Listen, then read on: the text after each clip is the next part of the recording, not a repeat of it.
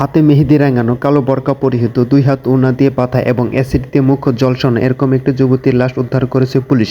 গত 22শে সেপ্টেম্বর রোজ রবিবার বেলা 11টার দিকে লালমনিরহাট জেলার আদিতমারী উপজেলা তিস্তা নদী থেকে লাশটি উদ্ধার করেছে সংশ্লিষ্ট পুলিশ।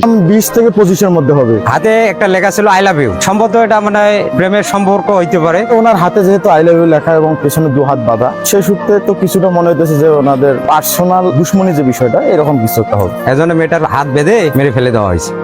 স্থানীয় লোকজন লাশটিকে ভাসতে দেখে এবং সাথে সাথে থানায় যোগাযোগ করে। থানায় যোগাযোগ করা হলে সংশ্লিষ্ট থানার পুলিশ এসে লাশটিকে উদ্ধার করে থানায় নিয়ে যাওয়া হয় ময়নাতদন্ত করার জন্য এবং পরবর্তীতে তার পরিচয় জানার চেষ্টা করা হয়।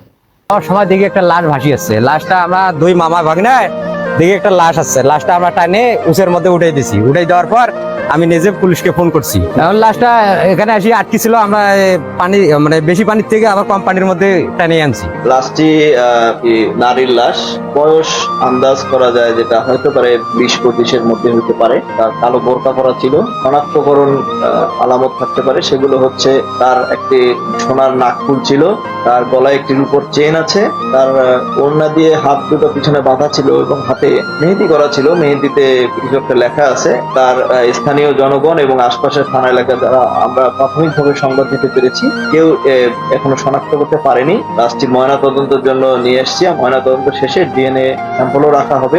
আমাদের তদন্ত কার্য চলমান আছে। আমরা আশা করি অতি শীঘ্রই তার পরিচয় শনাক্ত করতে পারবো।